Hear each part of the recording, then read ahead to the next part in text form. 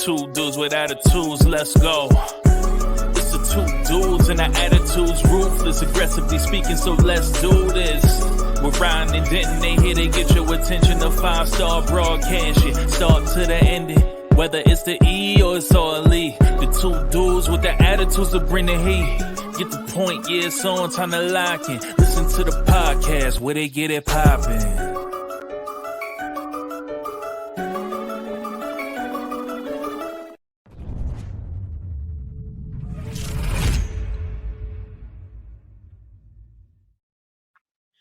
Welcome to Two Dudes with Attitudes, a wrestling podcast, the AEW Controversial Edition. Because when we say anything incorrect, we get blown up about it, because you can never say anything negative about AEW. You can say stuff negative about WWE, that's okay. But AEW, you cannot. As always, I'm the Heartbreak Dude, Denton. Breaking hearts and spitting facts, and with me as always is that man who does nothing but enjoys the things he loves. That's Ryan. Right. What's going on, my man? What is up?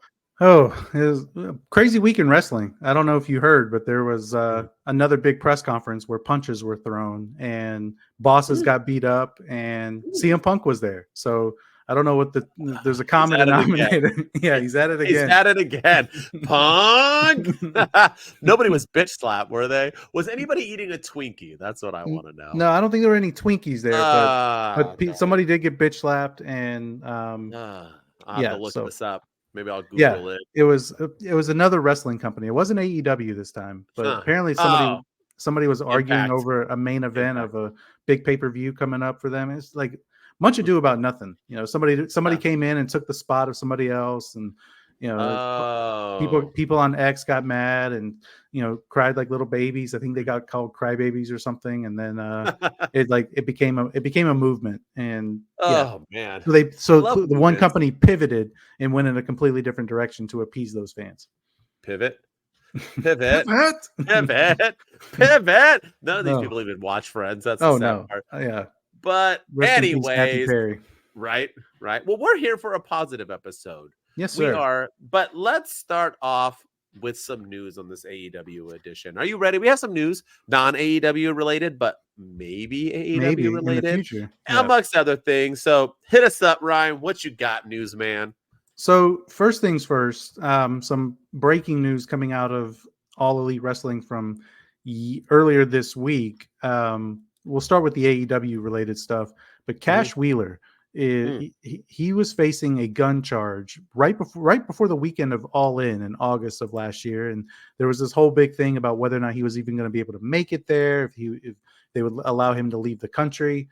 Well, apparently he was arrested in August after a warrant for his arrest was issued, pleaded not guilty to the charge of aggravated assault, and it was determined that that gun charge is coming back to haunt him because the prosecutor has decided to move forward with the criminal charges and in the legal process for him. So what this means for his future, one has no idea. It can't be bright. It can't be good if he's going to court for criminal charges. But yeah, I mean, FTR just got a big victory on Collision last week. Ton of big victories. I mean, they're always winning. Yeah. They beat House of Black recently, and they're beating, a bunch of people. And so I am curious about what the future holds for Cash Wheeler.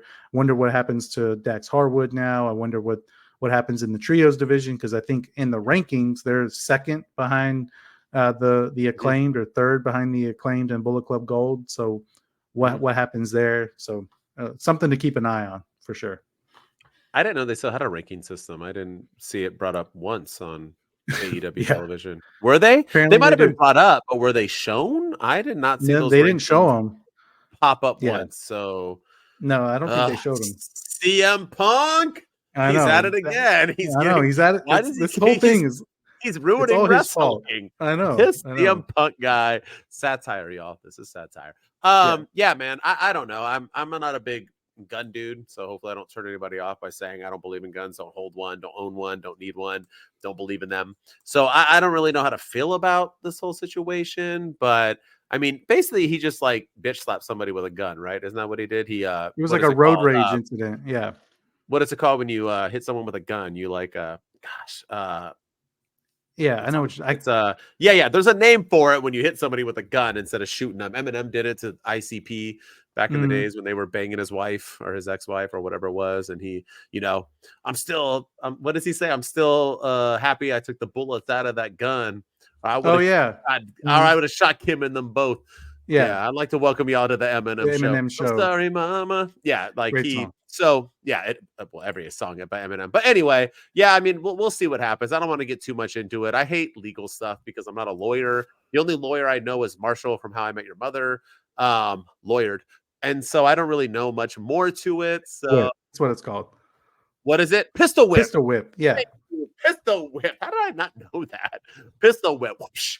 Whoopapa. So anyway, all right. So what's the other news? We can move on. I mean, I don't really have enough. I mean, it's sad to know, and but if they're gonna go through with it, that usually means there's some realness to it. I feel like, because if it's not, you'll just take the money, right? Like you'll take the bribery, like Vince McMahon's probably gonna do, just pay out everybody.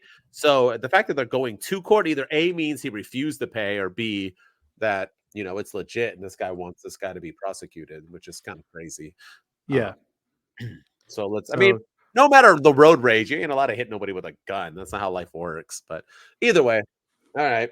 Yeah. And then the other big news coming, not in so much with AEW, but maybe, and that was big news out of TNA. Scott D'Amore was fired, essentially. And this is the man that brought TNA back to new heights, and he fought for them to get the name TNA back when it was Impact Wrestling. He just had one of probably the best pay-per-views that they've ever had at Hard to Kill earlier this month, or early January rather. And yeah, he's gone. He's fired. And apparently they're gonna I'm waiting on people to come in and blame The Rock for this somehow, but well, yeah, it's The Rock's fault, and CM Punk, he's at it again. It's his fault too. He's at it again. But no, I think I blame Obama. Continue. Yeah, there you go. That's the other one too. Those three, and we're gonna get views Obama. On this one. Yeah, we are. Continue. But no, yeah, Scott D'Amore is gone, and a guy named Anthony Siciliano, I think is his name. He's going to be the new president of. He's the president of Anthem, but he's going to be overseeing TNA wrestling going forward. So I think what they wanted to do was basically kill the middleman and kind of absorb TNA as make it more officially part of Anthem, instead of it's, they didn't need to have somebody overseeing it. They're just going to have the person that oversees Anthem overseeing TNA as well. But there are reports and rumors spreading around on X that he made an offer to buy TNA outright from Anthem so that he could run it on his own. But apparently he also asked for more money in the budget so that he could sign more wrestlers and he could go to bigger markets like Chicago and Las Vegas and Toronto for some of their bigger pay-per-views. And they said no. And then they ended up firing him. And I think that's a huge, huge loss for TNA. Big time loss for them. Even like Moose, their TNA champion, he put it on X that he's going to be gone for a little while. He's got to process this because he's not really. And that's their world champion. That holy cow! So what are they doing with that? Well, have we found out why he was fired? Because I don't understand it. I'm not in the business sense of it. Yeah, I don't get it. I think it was budget cuts. I think it was more they're cutting their budget and they decided to cut them. But apparently there was like a memo, or they did like a TNA meeting right before their last taping, and they told the wrestlers that D'Amore stepped down when all the reports were saying that he got fired. So there was it's like, this isn't a good way to start. You're lying to us already. You're not being forthcoming. So apparently, if wrestlers want to get out of their contracts now, they can. They can talk to Anthem about it, because I know a lot of them, including Moose, who said so himself on Chris Van Fleet's podcast, that Scott D'Amore is the reason that he stayed in TNA and that he is in TNA. And maybe that's why Nick Nemeth is there, and maybe that's why Mustafa Ali went there, and maybe that's why some of these other people went there. So what does this have to do with AEW? He would be a huge get for Tony Khan. Everybody seems to really love this guy. The wrestlers love him. They love working for him. TNA was hot. TNA was killing it. It was probably, if D'Amore was still there, it was probably going to be creeping up on AEW anytime now as the number 2 promotion. And with their partnership with the WWE, I mean, they were getting some big time notoriety and some big time exposure. So I think if Tony Khan can get D'Amore to join him and maybe run creative or do something with talent relations backstage, or just get him and have his wrestling mind in there, I think it would be a huge get for AEW. The crazy thing is we were just talking about doing a TNA podcast episode. Now I don't know if I want to, just because I want to see where this goes. I feel like this is a weird move after just announcing that like TKO was helping them with the PLEs and so on. Weird booking. Here's the thing, right? How it relates to AEW, a lot. We're going to go through this episode, cover the 3, Rampage, Collision, and Dynamite. And AEW, you know, they're getting better and we have a lot of positives to say, but in the end, their booking is a struggle. And I don't just want to get into the fact that he can help them because he has good relationships. He can help them because this dude knows how to tell stories. If you truly have been watching TNA for the past 2 years, they've been telling better stories in WWE and AEW this entire past 2 years. I mean, nothing's better than the Bloodline story, but they have really been telling great stories. Their women's division was on fire. This guy was doing phenomenal things, and it's crazy to me. So if I was Tony Khan, I would suck up my pride. I would suck it up, and I would realize that I'd have no idea what the fudge I'm doing, and I would have this guy come in and be my booker. President, whatever you want, he's running what we do moving forward. I don't think anyone in AEW talent-wise would complain. I think that's the only move AEW could do, and I can see this guy finally getting AEW over the hump. And when we go through these episodes, we'll talk about why things are going well in AEW, but why it's still not going to push them to where they need to go, and that includes one Sasha Banks. You have to do more than just have announcements or have good matches. You need more than that. Look at WWE in this press conference that they just had. I feel like this Scott D'Amore guy can be that guy. So I know Tony Khan listens to our podcast. That's a proven fact. Listen to us. Sign this man. Yes, sign him now and get over your pride. Be the check guy. Be the guy who overlooks everything. Yes, but let this guy book you and get you to the promised land. I think that what needs to happen. Moving forward, for sure.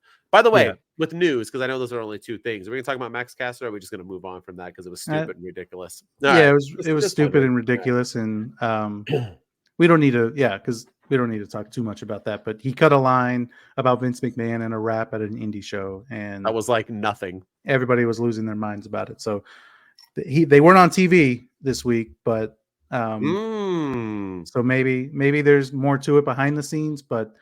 If anything comes out, we can address it. But right now, we'll just kind of not talk about that. So until all right, let's get into it. Happens, You ready? And we want justice for Max Caster. That's my dude. The Acclaimed scissor me, Max Caster. I don't care what you say. That line was hilarious. It was funny. All right, let's get into it. Rampage, 60-second or less review. Let's make it 20-second or less review. Here we go. The show opens with Top Flight defeating Private Party. Sammy Guevara's coming for Hobbs. Jeff Jarrett and Jay Lethal are still bickering. Starks Bill defeat the Dark Order. Hobbs, Callis say they will take out Sammy. Willow defeats the Queen. 6-man tag next week between the Undisputed Kingdom and Best Friends. The Outcasts will face Willow and Statlander next week, and CML beat 4 AEW guys in the main event. That's a 20-second or less. And Rampage recap. Did I do it? Was that 20 seconds? I think so. Yeah. Did I go too fast? I didn't even hear what the heck I said. Doesn't matter because not much happened. Let's go. Let's talk about it. What happened on Rampage? It was a solid show. I think I agree. That was not me dogging Rampage. No, I think Rampage was. It's an hour. Not much goes on. Yeah, it's an hour of wrestling, and I want to say, because I don't think we'll talk about the main event of Dynamite when it rolls around. But I think we're going to talk about the ending and some of the stuff more than we'll talk about these guys. So Ricky Starks and Big Bill, I want to give them their flowers. Big Bill has proven a lot of people wrong. When he first came to AEW, I was like, oh, great. They got Big Cass from WWE, and he was part of the firm. And he just teach that. he was just a little like awkward and like I don't know. But he has come into his own in this tag team with Ricky Starks.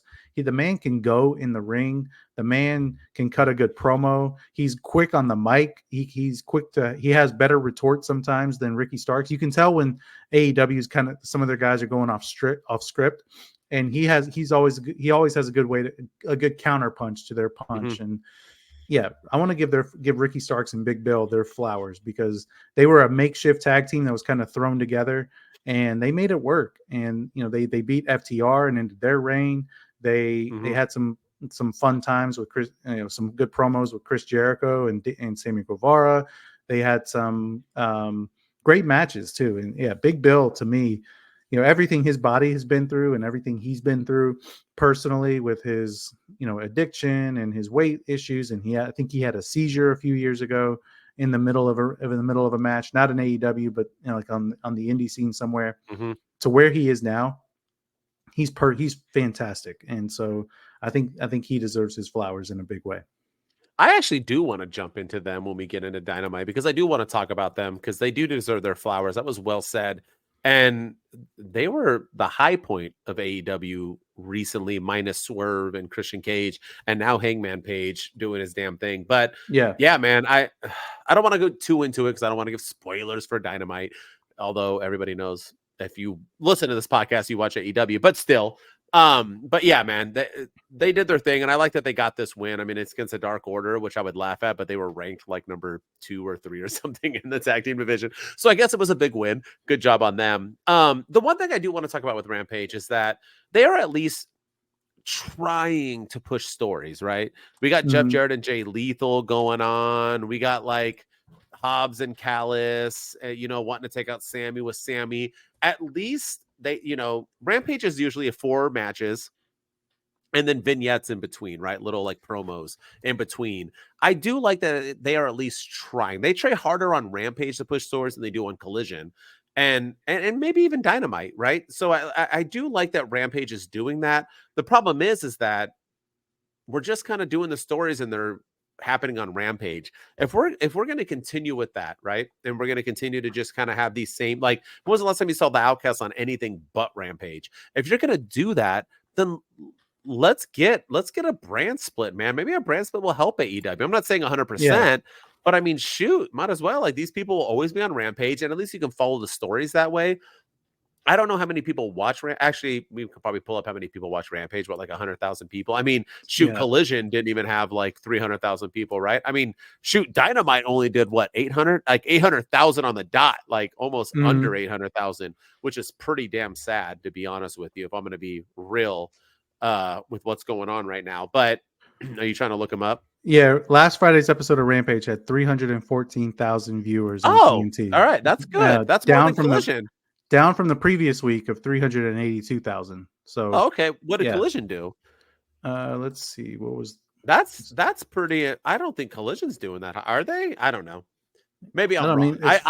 All I saw was Dynamite. Dynamite was 800,000 on February 3rd. Collision got 404,000 viewers. Okay. So they did a little bit more. Yeah, on Saturday. So, and we'll get into Collision in a second. But the other thing with Rampage too is the one thing I don't like, because I did like this Rampage, it was good enough for what it's an hour show, right? You get what you get. Was the fact that like the CMLL beat 4 like AEW guys in the main, they just like paired up 4 random guys.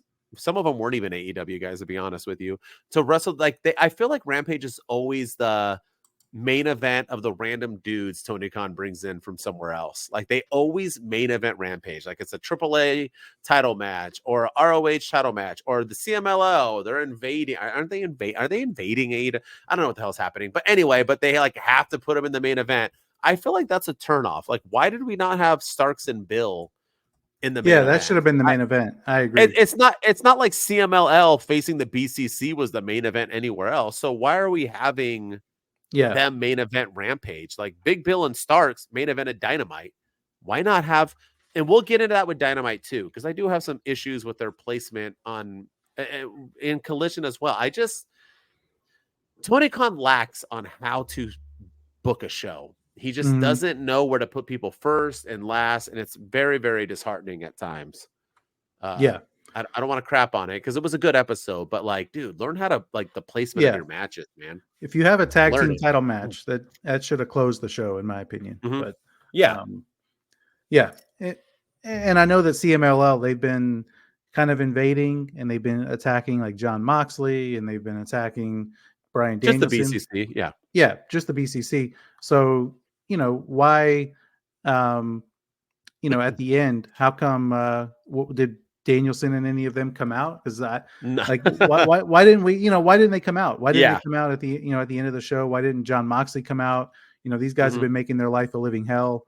So why not? Kind of continue that, and then we feed into to Collision on Saturday and continue that story going forward. So sometimes it's just a little continuity stuff, but it was a solid episode of Rampage. I agree. All right, time for Collision. I'm gonna brutalize this name. You know what name? I forgot how to say it already. So bear with me. Let's see. Say it for me. Hechicero, I think is his name. Hechicero. All right, we'll get it. All right, ready? 60-second or less review. Collision. Let's go. The show opens with Eddie Kingston defeating Brian Keith, who then gets signed with AEW for losing. Congratulations. Moxley talks. Bryan Danielson defeats Hechicero. Hechicero then jumps him after, and then Claudio makes the save. FTR and Daniel Garcia like being a team. Hooray. Hook beats two guys at once. Look at Hook getting like the Big Show Powerhouse Hobbs treatment. House of Black want to erase Mark Briscoe. That's basically what they said. Serena Deeb's fine ass defeats the Queen. Swerve cuts a promo. He praises Black wrestlers and claims that he's winning the world title to be one of the greatest Black wrestlers of all time. Good for him. Tony Storm wants cranberry juice. Red Velvet gets a win in 2 minutes. FTR and Daniel Garcia defeat Christian Cage, Nick Wayne, and Kill Switch, with Daniel Garcia getting the pin to close the show. And that is the Collision 60-second or less recap. I was nicer on that, right? Yeah. Hechicero. I just want to say, him and Bryan Danielson had a good match, but why do I give two shits about Hechicero? I'm sorry, but what? I'll let you start. I don't even want to get into it yet because I just feel like everything I say, people like just hate AEW. I don't. I just don't get random booking. That's all I'm saying. I get he's a part of CMLL, but this is even random. CMLL came out of nowhere. They're just all of a sudden now like. Go ahead. I just let the person who has reasoning talk. You go ahead. You're the reasonable one out of us, the reasonable one. Let's go. Yeah. So I was going to talk about Hook. And all right, let's talk about Hook first. Let's go. Yeah. So this is the guy that beat, had kicked out of Samoa Joe's finisher, the Muscle Buster, at 1. Kicked out of it at 1. And they follow up with him coming out to face Samoa Joe again, and he says, "Yo, I'm gonna get that title from you." And one day. One day. And then yo, I'm gonna get the title from you. And then he's putting his FTW championship on the line against random people, and now he's in a handicap match. I mean, and I'm glad that he got the win, but like I don't know, the Outrunners is who he beat, and Turbo Floyd and Truth Magnum were their names, and I wear Magnums. All right, good. and I get I get that this was essentially a glorified squash match to give Hook, to pad his stats a little bit to help him in the rankings and kind of boost him up a little bit. But I don't know. I just feel like that was supposed to be the moment for Hook was against Samoa Joe, and since then he's gone back down. To me, I think it would have been more impressive to have him go, I don't know, against two other, maybe against Butcher and the Blade, or more well-known tag teams instead of these random guys by himself. But that's just me. I mean, I like Hook, and I'm sure they're going to build him up properly. But I don't know. I feel like he's kind of lost a little bit of momentum that he had gained. Big traction. I mean, fans love that match with Samoa Joe. They thought it was great. I don't know how I didn't really care for it all that much, but people loved it. And this is what you're doing afterwards. He kind of went from the highest of highs, and he was supposed to be the next big thing, the next big star, and now he's just kind of fledgling on the against randos on Collision. I don't know. I can't make it make sense. Yeah. So real quick, my nickname in high school was Turbo Maxim because I Magnum because I was quick and big. But anyway, nonetheless, if I was a wrestler, that would be me, right? Yeah, there you get go. 2 seconds, but damn, it's gonna hurt. That would be my t-shirt. There you go. Here's the thing with Hook, right? Is that okay, let me play devil's advocate for one. Let me be the good guy for AEW once. Are you ready? Go for it, man. Comment guy, are you ready? Comment guy. I forgot his name. I don't give 2 shits. Here's the thing, right? Is that Hook, that match with him and Samoa Joe, I did think was trash. I wasn't a fan of it because I think it took away what wrestling is. The kickouts, the blah blah, everything else. I've already said it. But I see what you're saying, right? He's facing randos. He needs something bigger. Hook has always faced randos. If you're gonna have Hook, that's true, face some randos, you might as well have him face 2 randos, right? I mean, at least it made him look, because no matter what, right? Even if Hook wrestled you and me in a match, at least it's 2 people. Like, even though you know he's gonna get the win and Hook's gonna whoop our asses, at least it's 2 people compared to just like 1. Because who is he really gonna beat right now? I don't think they're gonna have Hook beating any big names at the moment. I think they should. Even though I crapped on the Hook moment, and even though I crapped on the Hook and Samoa Joe, I just thought it was too early, and then I thought it was delivered poorly. That doesn't mean that I don't like Hook. I love Hook. I've always loved Hook. I want Hook to succeed. I think this is a nice start, having him beat. I'm even okay if for the next few weeks they have him just beat 2 randos, as long as that leads to him beating real people. I think he eventually, I agree with you on that aspect, he does need to beat actual wrestlers. I mean, if you were able to look up like an IMDb of who the wrestlers have faced, you could probably name 3 names that Hook has beat, right? I mean, he hasn't really beaten much. And the one guy he faced, he lost to. I forgot who he lost to, but it was like the only real name he's ever faced, and he lost to the guy. So but I'm not against Hook having this 2-man, this 2-on-1 handicap. I thought it was random, though. I didn't even know he was wrestling, and then it was like, Hook's wrestling these 2 dudes. I was like, yay, go Turbo Magnum. That was my name in high school. I have it tattooed right above my ass, actually. But yeah, man, tramp stamp. But yeah, but I am for it. So sorry, I'm like all over the place. I'm distracting us. Distraction. What were you gonna say? You were looking up something. I can see your eyes. Yeah, I was looking something up, but no, I was just yeah. So, yeah, I like. Do you feel me or no? I mean, no, I think you're right. That angle of it. Yeah. Or are you thinking like? I mean, at least it's 2 randos are better than 1, right? That's true. I mean, that should be a shirt. Yeah, 2 randos are better than 1. I mean, so yeah, I mean, I do like Hook, and I think he's got the look, he can go in the ring. He's got a little bit of more fine tuning, a little bit of his in ring style, but I think Hook can be a stud, and I don't know. It's just, I feel like he should be going for singles gold outside of his FCW championship. I feel like that was the moment to capitalize after Samoa Joe. Sure. Put him in the international championship scene, put him in the TNT championship scene, imagine Christian Cage throwing barbs at his dad, because Taz is there, or where's his mom? I don't know what the family situation is like there, but actually, I don't either. yeah. So I mean, imagine, or he's trying to adopt Hook to make him join the patriarchy and take him away from Taz. You can get Taz cutting his promos. I mean, there's so many things you can do, but maybe they'll get there. I know Adam Copeland's kind of next man up for the TNT championship, and the championship scene right now is kind of heavy in AEW at the moment, but. I don't know. I just feel like there's something else that they can do besides just random matches with Hook. I want to know his character. I want to get behind him a little bit. And other than he's just a guy from the streets of New York who can beat up randos.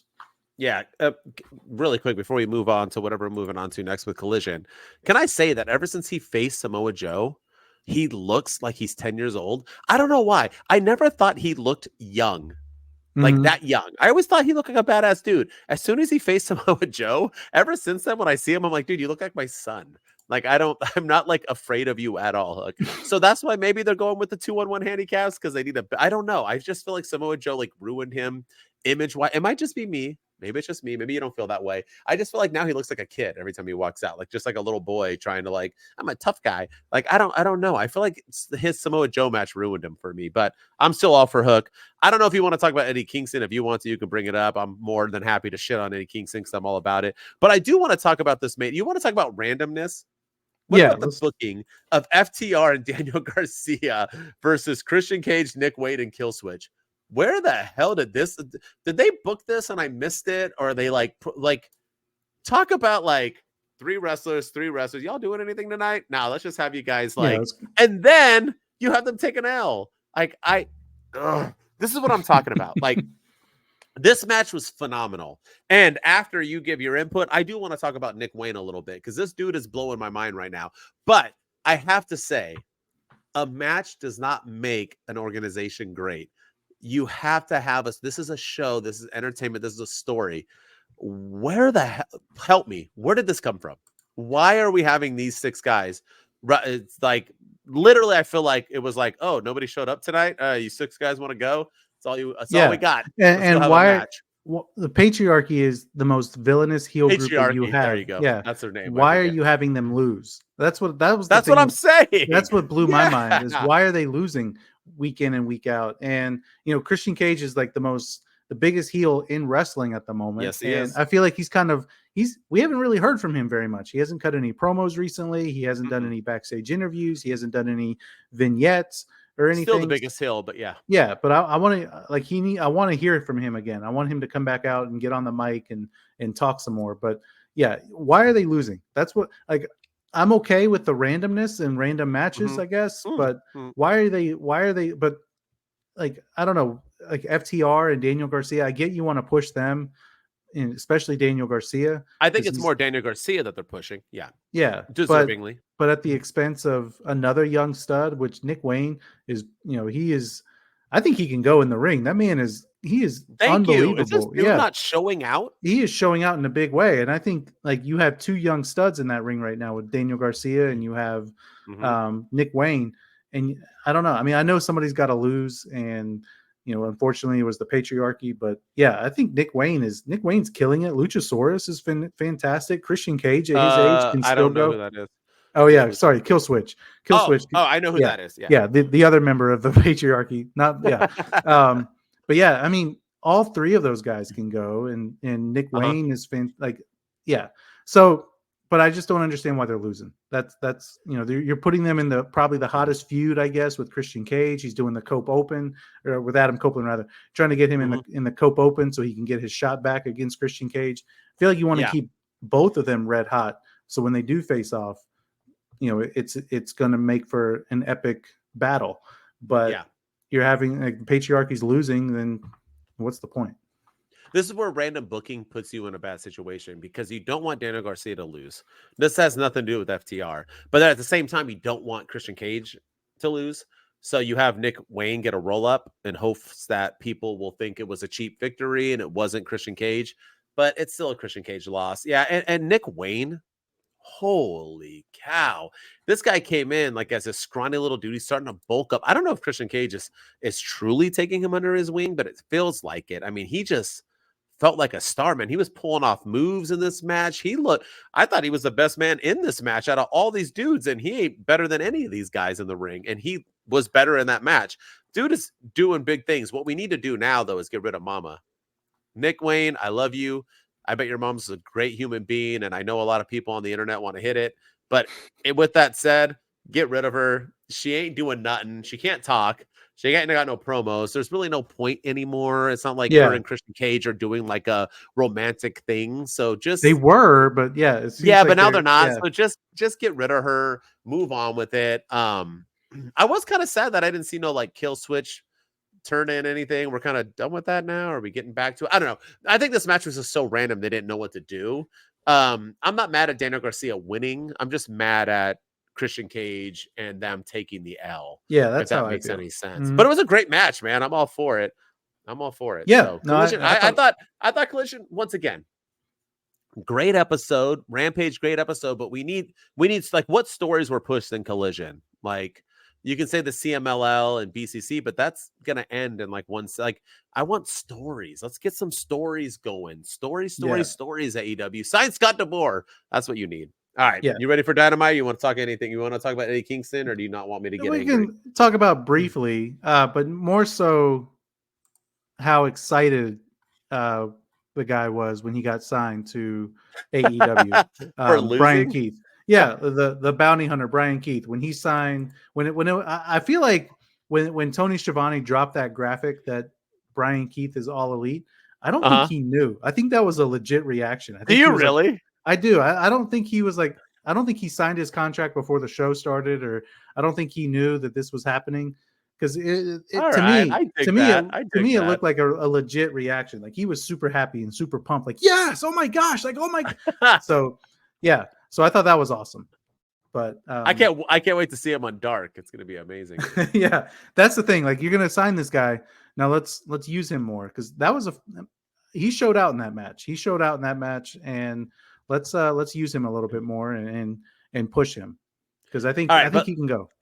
All right, let's be real. I'm not gonna always shitting on AEW. You ready? You're gonna tell me that this dude earned a shot at a 3-belt champion but didn't have an AEW contract? Why do we have rankings? If you are going to allow this guy to face a 3-belt champion and he has no contract, then why the hell can I not fight Eddie Kingston tomorrow? And by the way, I would love to. I have no idea why. Like, that was where I was. I'm like, this guy just faced it's not like he faced a random wrestler, non-champion, you know what I mean, and then earned it. Like, I can see this dude just got, I don't know if it was I think it was a non-title fight. Yeah, it was non-title. But Eddie Kingston's the king of having 3 belts and not defending any of them. But what is the point of, like, that? You still face a 3 that, I don't know. That'd be like Gunther wrestling, you know, Santino Marella back in the days, and he like jumps over the, you know, the ropes and goes into the ring, and he's like, I will challenge you, and then Gunther beats him, and he's like, now you get a contract. Like, you don't have your champions face guys who aren't even signed with AEW. I thought that was kind of stupid, but more power to the bounty hunter. And I've been over here trying to find the updated rankings for this week in AEW, and they haven't updated them. They got rid of it, huh? They haven't updated them since January 31st when we did our segment on them last week. So I don't know if maybe they just haven't updated them. But yeah, I mean, we'll talk more about it when we get to Dynamite. But yeah, I what is the point of the rankings if, you know, Brian Keith can come in against the 3-belt champion Eddie King? Granted, it's non-title. But what's the point of the rankings? Doesn't matter. You're still wrestling. You're still getting a shot at him. They don't let boxers and MMA fighters, like a champion and like John Jones, ain't gonna fight Joe Schmo for funsies. You have to earn your damn, like, even if it's a non-title match. I don't know. Anyway, not crapping. I like Collision. Thought it was good. It was a good episode. And I like that main event, even though it was random AF. Let's get into Dynamite. 60 seconds or less review. You ready? Always ready. Let's do it. All right. Hangman Page and Swerve Strickland opened the show in a classic, ending in a time limit draw. What the? Is that still a thing? Swerve wants 5 more minutes. Hangman Page does not. It will now be a 3-way. It's not when it's in a 3-way for the title at Revolution. One Samoa Joe is angry about it. Tony Storm defeats Red Velvet. The best friends talk. I guess. The BCC defeats the CMLL. I guess that's the end of that. Never mind. After the match, more CMLL. People run in to go after the BCC. The Undisputed Kingdom beat up Chuck Taylor, and the camera focuses on Adam Cole in a wheelchair. Dun, dun, dun. Tony Khan has a huge announcement that March 13th, they go to Boston for Dynamite. They call it big business. Takeshita defeats Chris Jericho. In the main event, Sting and Darby Allin defeat Big Bill and Ricky Starks to become the new tag team champions. After the match, the Young Bucks jump them and ruin their suits to close the show. And that is the AEW Dynamite 60-second or less review. A lot to talk about. Actually, I know I made some jokes in there, but this was a pretty damn good Dynamite. I thought so too. And they did a weird thing called pushing stories, right? Yeah. Building I want to I want to watch next week's episode now with how that episode ended. And that's, to me, Weird. that's exactly what you want to do. And I got to give him credit. I mean, I haven't been feeling the Young Bucks characters as the EVPs, the evil EVPs or whatever, but so we're going to start at the end? Let's start there. Yeah, I'll start there. Why do you think you weren't feeling them? Because they freaking sucked. Now look at them. You don't become whiny little bad jokes at 14 people. Understand? No, you're a heel. A heel is a heel. Go. Let's hear why you want to hear it. Let's go. Why do you like the Young Bucks now? Tell them. Yeah, because they beat the snot out of Sting and Darby Allin. They gave us a reason to not like them. They gave us a reason to tune in next week to Dynamite, or even tonight on Rampage, or maybe tomorrow on Collision, or next week on. So they gave us a reason to tune in, and they ruined Sting's big moment, and they became the biggest heels in the company. That was Sting's suits too. Yeah, and I think they should play into that. And there was I think they did a backstage interview where I don't know if it was, I saw it on social media somewhere, but they were saying that they're going to fine Sting and Darby Allin for getting the blood on their suits because they've been throwing out those random $500 fines. Good. Yeah, see, I like that. I like that. They need to show up in those suits next week. Yeah. They said they're tired blood on them.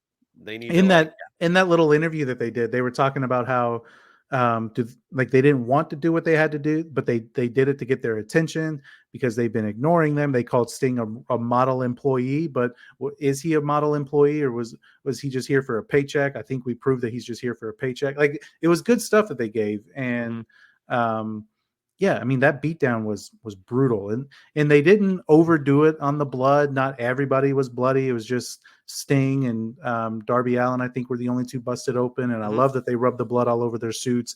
I love that they got the family involved and took out Sting's kids. It was a solid ending to Dynamite. I got to admit, I am invested in their characters now more than I ever have been before. So I hope they ride this momentum going forward. Yeah, bad jokes that nobody gets, nobody cares. This is where I want to give Big Bill and Starks flowers, because in a normal world, I would be so pissed off at the fact that Sting and Darby Allin just beat Big Bill and Ricky Starks, because they were the best wrestlers going on right now in AEW, giving the best matches. They did what people didn't think they were going to do when they won the tag team belts, and that was to be great. Now maybe Ricky Starks moves on. Like you were talking about Big Bill and go solo is what I mean. But Big Bill, like you were talking about when he was Cass, no one gave a crap about Big Cass. No one gave a care that you can't teach that. Then he came over to AEW and he was kind of meh. But this run with Ricky Starks, man, he has become a stud. He was one of the highlights of this match. I think he was the best thing great in this match. I like that he didn't take the L. I like that it was Ricky Starks who took the L. And I'm okay with this. I think Sting winning a title right before he goes is deserved. I think this is a great moment. I like the confetti. I like the kids. Holy cow, is that drama? And then you have the Young Bucks come in with the white suits, put a beat down on them, have blood all over them. Like, hello, Mr. Comment Man, dogging us about how AEW was having good story. No, they were not. And just so you know, AEW listens to us, because all of a sudden now, look at this Dynamite, right? It was changed. It had story. It had good drama. This is what I'm talking about. This is what Scott D'Amore can bring in more of. This was where it was at. I mean, from the beginning to the end, this was there was a couple I'll talk about awful moments, but there always is. Wrestling can't be perfect. But holy cow, what a way to end. This is how you push the Young Bucks. You don't push them with stupid insider that 5 people on the internet are going to get. Oh, he's talking about Punk. No, you want to relate to the casual fans and to the hardcore fans, both, but also the casuals. This was it. If you like wrestling, you like this. Like I said about the press conference, I don't care what you like or what organization, you love that press conference. Same thing with this ending of Dynamite. This was it. This was wrestling at its best. Yeah. No, I mean, that I can't say it any better. That was a great way to end the show. And I am what I want out of Dynamite and AEW is I want a reason to watch next week.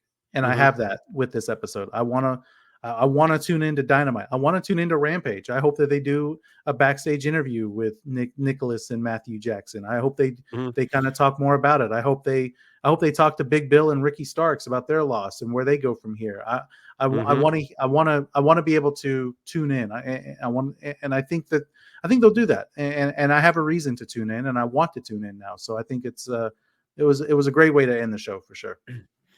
Let's get in. I don't want to do all great, so let's not go to Hangman yet. Let's talk about this Undisputed Kingdom. I don't know if you're thinking this great, but they beat up Chuck Taylor. Yawn. Like, that's what we built these guys. And like I mentioned in the comments, you are in my intro. You are literally going to have these dudes like a Roderick Strong trying to beat Orange Cassidy, the tag team champs of ROH, and freaking Wardlow. You just beat up a Chuck Taylor and you focus on Adam Cole in a wheelchair. The only dude who did nothing. That's who you're focusing on in your shot. Not Wardlow, not these guys. These guys didn't even look like they did anything. It looks like Adam Cole did beat up Chuck Taylor. I actually think Adam Cole could beat up Chuck Taylor in a wheelchair. Why are we beating up Chuck Taylor? What is going on with the Undisputed Kingdom? Please explain to me. Why are they beating up? That's how they did all this. I was hoping huge turn on MJF. Yeah, what I was hoping for was that this was the beginning of something that the Undisputed Kingdom was going to do. So they were going to beat up Chuck Taylor backstage, and then they were going to a few segments later be shown beating up Trent Beretta backstage, and then a few minutes later be beating up whoever else Orange Cassidy hangs out with, and then saving the best for last at AEW Revolution, that they're going to beat up Orange Cassidy and take his belt.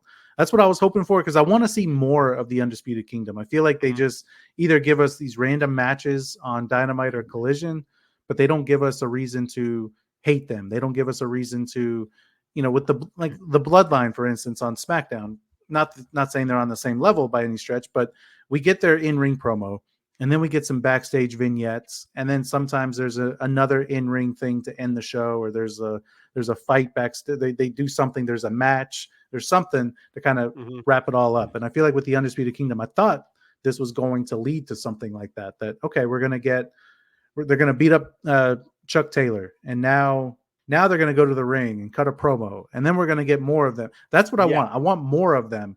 And I feel like they're always one and done every week. They do a one thing in the back, and then they're done. They do a random match, and then they're done. Like, give us a reason to get behind these guys and to really, really hate them. Like you just did with the Young Bucks. What they did with the Young Bucks. I hate the Young Bucks now, and I want to see what goes on. Give us a reason to hate the Undisputed Kingdom other than just randomly beating up people backstage. Go after the Acclaimed. Go after the Bullet Club Gold, the group that you've been attacking, but give us a reason to care. And I don't feel like they're giving us a reason to care. Yeah, I agree. And I don't know, beating up Chuck Taylor. Ugh. All right, let's get into one more bad before we get into good. Let's talk about this big announcement. Actually, I do like that Tony Storm wrestled, and Deonna Purrazzo, supposedly she got one person saying that she was like not in good shape. Y'all crazy. I don't know why we made that a big thing. Ain't nobody other than that one person saying Deonna Purrazzo don't look good. That girl is straight delicious. I will don't want to talk about it. Don't want to get canceled, but Deonna Purrazzo, girl, you can she's got it going on. Hit me up, girl. I'm here for you. Whatever you need. All right, let's get into the huge announcement that I almost 100% predicted to you on a text. There's proof. But Yon City, man. I'll let you go first, and then I'll talk up the big announcement. Obviously, I already said it. March 13th, they're going to Boston for a Dynamite. Big business. Sasha Banks literally logo is on there. Mercedes Moné, whatever. I'm assuming that's what's happening. What say you? What you like? What you didn't like? I mean, did you like anything? Did you only hate it? I mean, Sasha Banks. If that's true, I mean, let's talk about it. I didn't like it, but I didn't hate it at the same time. So Agreed. To me, that was an announcement that could have just been a tweet, or it could have just been a press release, or it could have been, you could have Tony Schiavone say it on screen and not make it like this. We have this huge announcement. I feel like you could have added, by the way, Mercedes Moné will be making her in-ring debut or her AEW debut. Because you basically gave it away. You called it big business. there were all these little subtle nuances on the screen. It was in Boston, and Boston was spelled Boston, and the two S's were money signs. And then big business in the logo, they had dollar signs with the S's. So clearly it's saying Mercedes Moné. There's a subtle hint there. And he also said it's going to be the most talked about event in wrestling that is going on right now. So does that mean they also got Okada? Does that mean that they also signed Scott D'Amore? I mean, I don't know. But it just, I don't know. I think I just wanted more from it. If you're going to say it's a major announcement and you're going to, I apparently people loved it because the tickets went on pre-sale today and they're already sold out. They sold out in like 12 minutes. So people are pretty stoked about going to Boston for this event, but at the same time, I still think it was the way it was presented. And I think you should have given us more, like, hey, by the way, Mercedes Moné will be there, or Okada will be there, or so-and-so Mustafa Ali or Nick Nemeth will be making their AEW debut. Like, give us a reason to want to tune in for it, other than those little subtle nuances here and there. Here's my thing. Yes, I'm so sick of huge announcements. I'm also sick of Tony Khan overhyping things. This isn't like the best thing to ever happen. This isn't something that people are like dying to hear. This isn't. Stop. Sell out or not, you sold out 13,000. That's a normal Monday Night Raw. I'm not impressed. Okay, that's the number one. I get that normally they sell 3,000 seats, and so this is a big deal. I'm not impressed. Here's my thing. I don't mind the not saying Mercedes Moné because they did this with CM Punk. And when CM Punk came, they like hinted at it all day, every day. And then he came and you knew it. Yeah. I'm okay with that. My thing is what they're doing it for. Here's the thing with AEW. Okay. And I'll get crap again. They don't know how to use the talent that they get. You're going to tell me that you signed CM Punk. Nothing happened. You signed Edge. Nothing happened. And what I mean nothing happened, meaning ratings aren't going up, pay-per-view buys aren't going up, people's interests aren't going up. Actually, it's been going down. So now all of a sudden you're going to tell me that the biggest announcement that's going to change the landscape of wrestling is Sasha Banks? I like me some Sasha Banks. I think she's top 10 of all time. But she ain't Edge. She's not CM Punk. Crap, she's probably not even Okada. And you're going to tell me that you're going to base a Dynamite whole thing around her appearing? Like, you really think? I get that he's trying in the women's division. I get that, but it ain't there. You think Sasha's going to come in and wrestle a few girls and then be left off of TV week after week is going to like... The big announcement should be Scott D'Amore. Sign a booker for you. Yeah. Stop with... I don't care if you bring in God. You are not going to move the needle. You ruin these. You don't use people without a proper story. It doesn't matter. Look what the WWE did right now. They bring in The Rock. They bring him back, and look at the buzz, the publicity, the way they're doing it, how hyped WrestleMania 40 is. That's how you book somebody coming back. Look how they booked Jade Cargill. That has moved the needle. The AEW I'm just not bought. I'm not dogging Sasha Banks, and I think Sasha Banks made a good decision going to AEW because I do think she looked at WWE and said, "Shit, where do I belong?"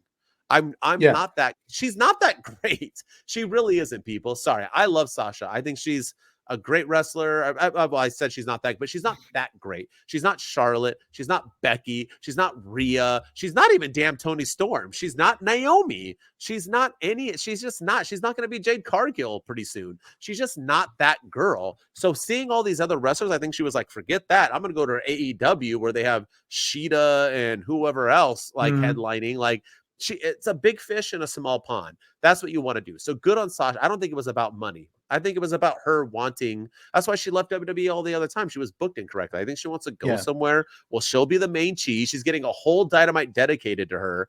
But I think it's a bad move on Tony Khan. Like, sure, you're gonna have the Cody movement. People get all excited and do like the Chris Farley and break up the bread and get all excited. But other than that, it's over. And then what? What do you do with Sasha Banks after that? That's my fear, is that they're going to put all their eggs in the Sasha Banks basket, that it's going to screw over Toni Storm, who's the best thing going in AEW right now. It's going to It's going to screw over Julia Hart. You know, we're gonna take the TBS championship off of Julia Hart for some reason because we got to put it on Mercedes. She's still wrestling.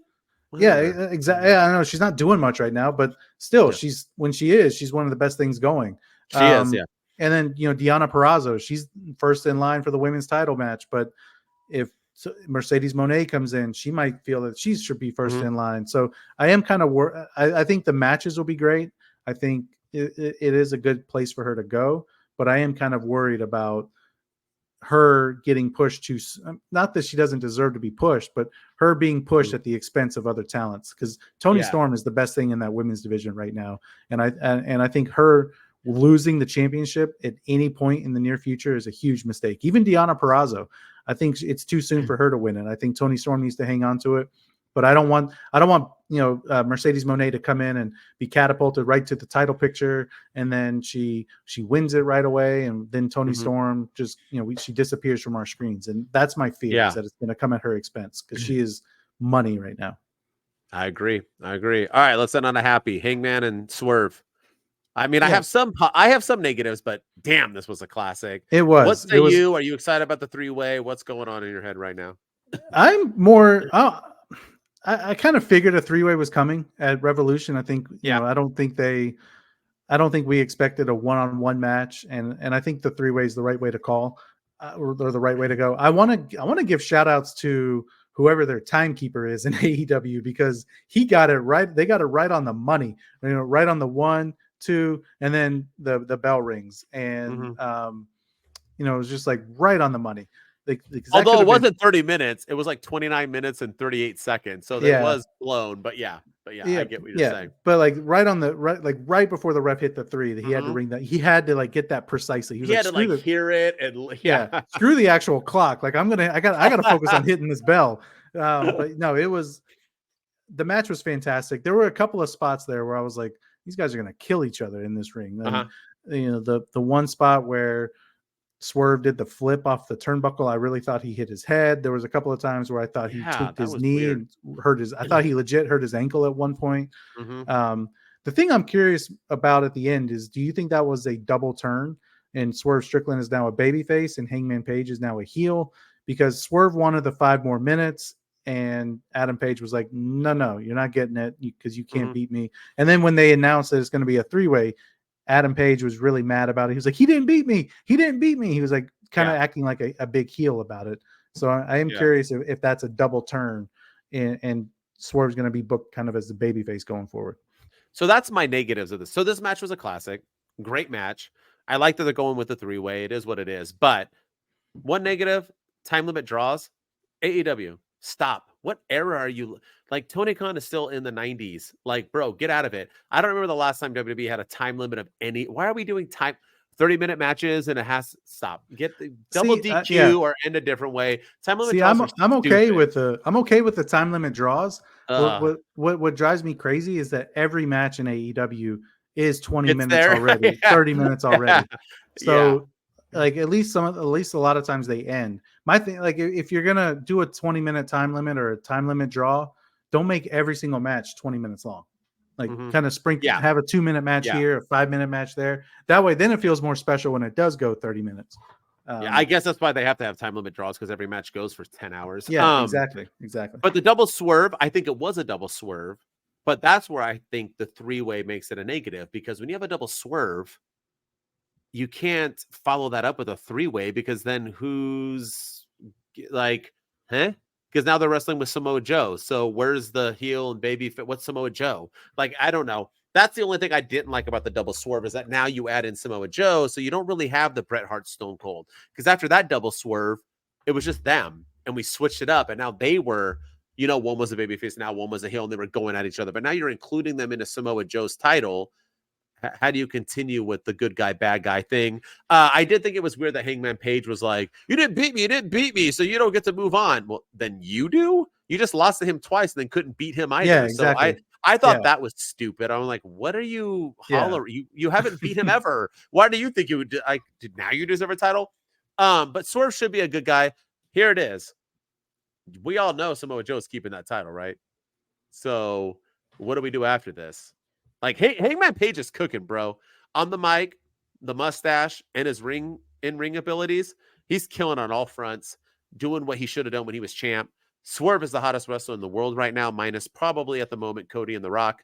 But what are we doing like with this? Where are we going with this at Revolution? They're not even going to headline, so you can't have a title change if they're not main eventing, in my opinion. Right? Yeah. Or am I wrong? Because Sting is closing the show. So you can't just have them open. They're probably going to open the match because that's Tony Khan's stupid booking of how he does with matches. But you can't have him lose the title. You got a main event. Yeah. I don't see it. So what are we doing with Swerve? Hangman takes the pin? Then I think I don't know. That's what I'm mad about this. I think they go too fast. They don't build stories. They just move right into them. That's what drives me crazy about AEW.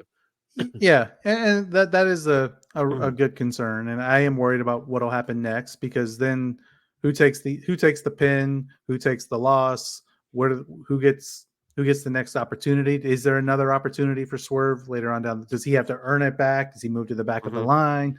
Does Adam Page move to the back of the line? I hope that this is a 3-way match, and then it's a 1-on-1 match at the next pay-per-view, or whatever the next pay-per-view themed, maybe that March 13th, the week after, Adam Page gets a 1-on-1 rematch and as part of the show. And then at the next pay-per-view, Swerve Strickland gets the 1-on-1 rematch against Samoa Joe, something along those lines, just so it's not, Samoa Joe moves on from these two guys to go and wrestle Hook again at a pay-per-view or something. So I just want to see, like you said, where do we go from here? What's next? And we have a long way to go between now and Revolution too. We have about 4 or 5 weeks, so we'll see what they do. But I'm pretty pleased with AEW and their booking of Revolution. Revolution's feeling like a pretty solid show, and there's a lot of matches booked already, and there's 4 or 5 weeks before the show starts. And usually AEW is known to put matches on the week of the show. On the go home show, they're going to add 5 more matches to the card, but doesn't seem to be the case right now. They seem to have it pretty planned out ahead of time. Well, if you aren't going, let's do a watch along. I'm all for it. Yeah, so. I'm still thinking about going, but we'll see. If you don't, Sting's last match. Do a watch along. Yeah. Let's go. Or is it? I don't know. He's the champion. I don't know. All right.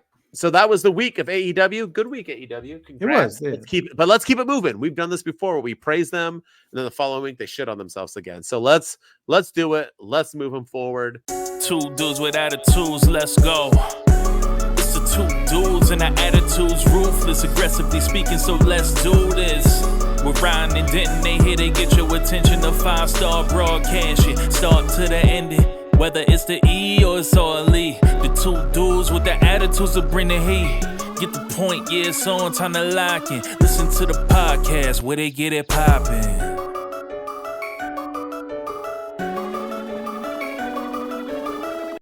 2 dudes with attitudes, let's go.